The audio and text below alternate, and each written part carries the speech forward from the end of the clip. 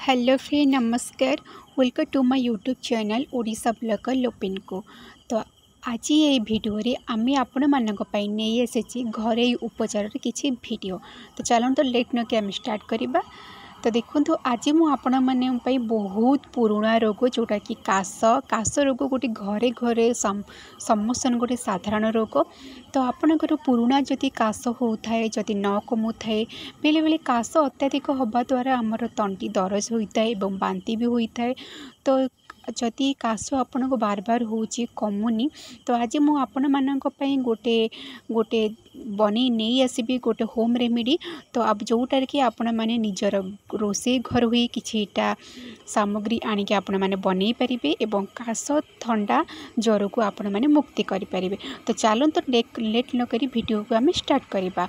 तो आपण मैंने जदि नुआ अच्छा चैनल निहाती भार लाइक शेयर सब्सक्राइब करूँ एवं पाखर थी बेल आइकन को क्लिक कर दिंतु। एवं चलते आम स्टार्ट कर लेट्स गो। देखो ये मुझा नहीं जाइए मिश्री एठी गोटे नहीं मु लवंग ता सहित नहीं 4 ରୁ 5टा डालचीनी एवं 3टा तेजपत्र एवं ता सहित नहीं जाइए किछिटा पानमहुरी एवं खंडे अदा। तो आमर सेकेंड दरकार आमर पानी आउ एतिक सामग्री मु आज आपण मानक पई गोटे रेमेडी बनई देखिए जोटारे आपण माने काश पई बनई पारिबे। तो चलନ୍ତୁ स्टार्ट करबा। तो देखो ये मु गोटे पात्रटे नहीं जाइए। तो पात्र रे कौन करिछि ना 2 ग्लास पानी देबी। तो 2 ग्लास आपण माने पानी देबी एवं से सब को आराम आपण माने फुटे के जोटा कि अर्ध कप हे पारिबा आपण मान पई। तो ये मु 2 ग्लास पानी दे देछि। एबे कौन करिबी ना पानीटा को गरम होबा को देबी। तो देखो ये पानी आमर गरम हो सारी आम एबे रखिथिबा सामग्री को पकई दबा।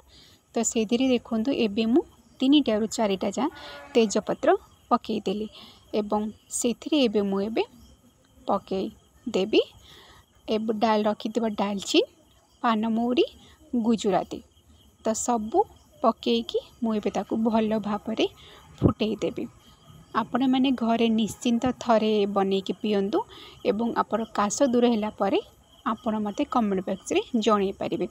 आपण 4 ରୁ 5 दिन या रेगुलर पी पारिबे। चाहा सकाळु सकाळु न पीकी तो एक उषुम करिके आपण माने पी पारिबे। गोटे कप चा टाइप रो आपण पी पारिबे। तो आपण 2 ରୁ 3 दिन एको रेगुलर पियंतु बहुत पुराना काश आपणकर बहुत जल्दी कमी जिवो। छोट रू बड़ पिलांक पई पी पारिबे। तो देखो ये मु सबू 300 पकई देछि। एबे मु आपको 10 मिनट पाई आपको फुटेबा को देवी जेथि पर्यंत आमर 2 ग्लास पानीटा को 1 ग्लास पर्यंत न होइछि। तो देखो ये मोर सब पकई देछि एवं सब अधा फुटी आसलानी। एबे हमें कौन करिकिबा ना अदा को आपण लास्ट रे पकेइबे।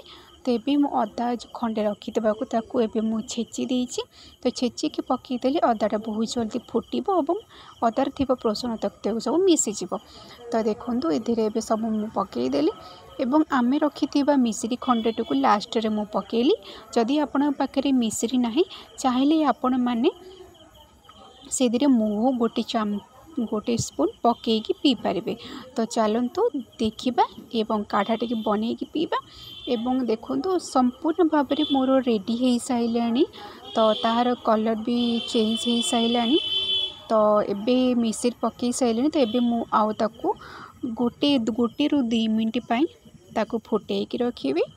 तो एटा को आपण माने सब पकई साइला परे आपण माने बेसी आंच देबेनी कम ये स्टीम रे फुटई पारिबे जोड़ा कि फुटिकी सबू सिझा को टाइम लगे।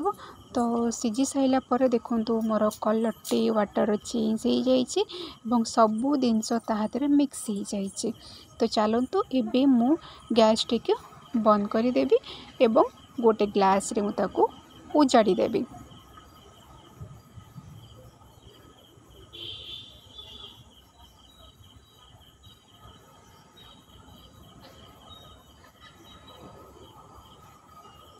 रेडी हो गला आमर काश पई बनी थिबा ड्रिंकिंग वाटर।